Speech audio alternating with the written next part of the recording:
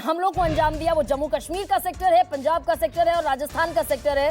और पंजाब के 2 शहर पाकिस्तान के निशाने पर थे, पठानकोट और जालंधर। और तीसरी खबर जो मिल रही है वो जेठूवाल, मखन मंडी, पंडौरी गांव में भी रॉकेट्स मिले हैं। अमृतसर की खबर मैं आपको बता रही हूं, कल भी यहां ध्वस्त रॉकेट मिले थे और आज फिर, यानी कि वो जो पंजाब के 2 शहर थे जिनका हम बार बार जिक्र कर रहे थे, पठानकोट और जालंधर, इसमें अब शुमार कर लीजिए अमृतसर को भी।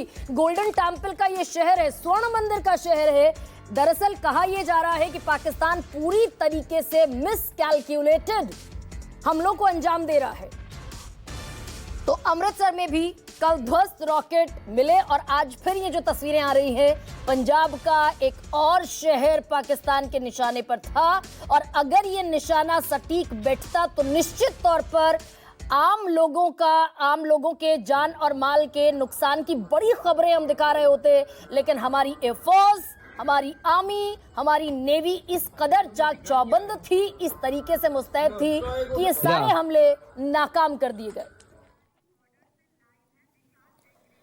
और एक और सहयोगी मेरे अटारी बॉर्डर से इस वक्त सीधे मेरे साथ जुड़ रहे विशाल इंग्रेश। विशाल, अटारी बॉर्डर निश्चित तौर पर भारत और पाकिस्तान के बीच एक अहम बॉर्डर है। सबसे पहले अभी ताजा हालात वहां पर बताइए, अभी भी क्या शेलिंग हो रही है, अभी भी क्या धमाकों की आवाज आप सुन रहे हैं, या फिर अभी पाकिस्तान दरअसल ये समझने की कोशिश कर रहा है कि what to do and how to do now?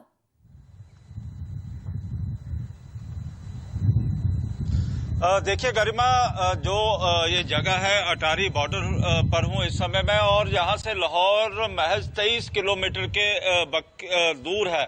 और यहाँ पर अक्सर ही हजारों की तादाद में रिट्रीट सेरेमनी देखने के लिए लोग आते थे।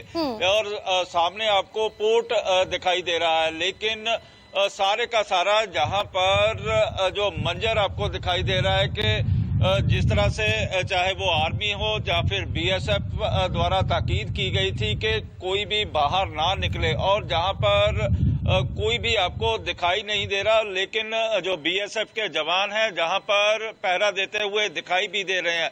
लेकिन वहीं पर आज सुबह ही जो अमृतसर का खासा एरिया है वहां पर भी पाकिस्तान ने अपनी नापाक कोशिश की थी। लेकिन वहीं पर जो भारतीय जवान थे, जहां भारत का जो सिस्टम था, डिफेंस सिस्टम, उसने उन मिसाइलों को नेस्तनाबूद कर दिया और एक बार फिर से उसको विफल कर दिया। लेकिन इसके साथ ही कल भी जो अमृतसर के कुछ गांव थे वहां पर भी मिसाइल गिरे थे, जो समझा जा रहा था कि पंजाब के कई शहरों को निशाना बनाया जाना था, लेकिन वो भी वहां पर ही गिरा दिए गए थे। और कुल मिलाकर कहा जा सकता है कि इस समय बेशक जो स्थिति है वो टेंस बनी हुई है, लेकिन जो लोग हैं, जो बॉर्डर एरिया के, हमारे साथ कुछ लोगों की बात भी हुई, लेकिन वो अभी भी कैमरे के सामने नहीं आना चाहते।